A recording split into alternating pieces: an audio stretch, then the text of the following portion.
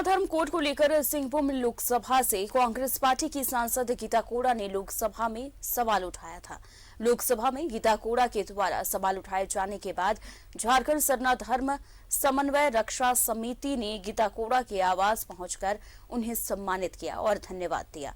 इस मौके पर काफी संख्या में सरना समाज की महिलाएं और पुरुष सांसद गीता कोड़ा को बधाई देने पहुंची। इस मौके पर कांग्रेस की सांसद गीता कोड़ा ने कहा कि आदिवासियों का सरना धर्म कोड अलग होना चाहिए।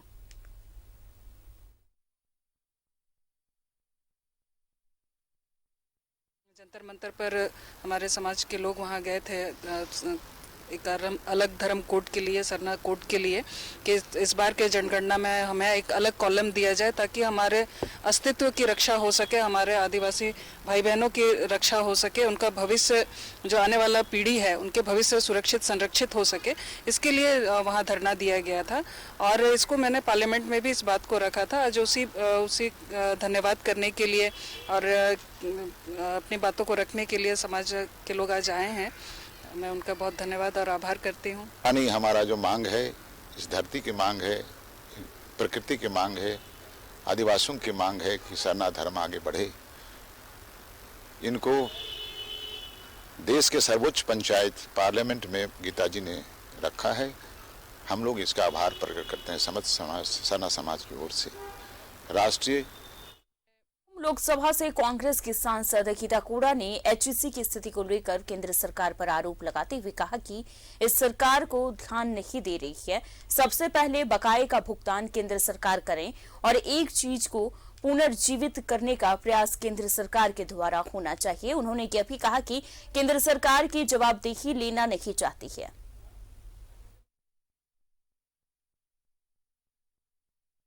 एक केंद्र सरकार की नवरत्न में से एक है, लेकिन आज उसकी दुर्दशा हो रही है। आज वहाँ काम बंद है। वर्क ऑर्डर होने के बाद भी, करोड़ों का वर्क ऑर्डर होने के बाद भी आज वहाँ काम नहीं हो पा रहा है और वहाँ के जो एम्प्लॉयज़ है, जो वर्कर हैं, उनको विगत 7-8 महीने से पेमेंट नहीं है। ये जो वर्कर है और साथ ही साथ जो ऑफिशियल वर्कर है उनको भी कई महीनों से उनको भी तनख्वाह नहीं मिली है। तो ये स्थिति हो गई है एचईसी की। तो इसके लिए जिम्मेदार कौन है?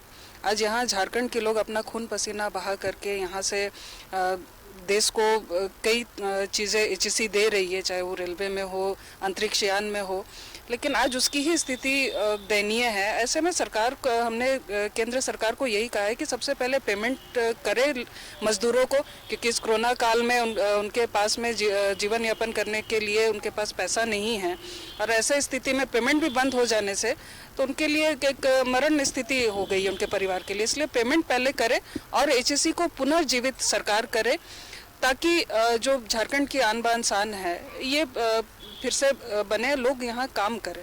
आज लोग यहाँ से पलायन करने को मजबूर हैं, जबकि यहीं हमारे झारखंड में ही कई ऐसे यूनिट्स हैं जिनको अगर सरकार थोड़ा सा ध्यान दे दे, केंद्र सरकार, तो वो अच्छे से चलेगी और यहाँ और ज़्यादा से ज़्यादा लोगों को काम मिलेगा। केंद्र सरकार अपनी जवाबदेही नहीं लेना चाहती है, जिम्मेदारी नहीं लेना चाहती है। आप यहाँ स्मार्ट सिटी के लिए आपने ज़मीन दे दिया एचईसी से, तो फिर पेमेंट के लिए क्यों नहीं आप दे सकते? ज़मीन मॉर्गेज करके या अन्य कोई उपाय निकाल करके आप कर सकते हैं। यहाँ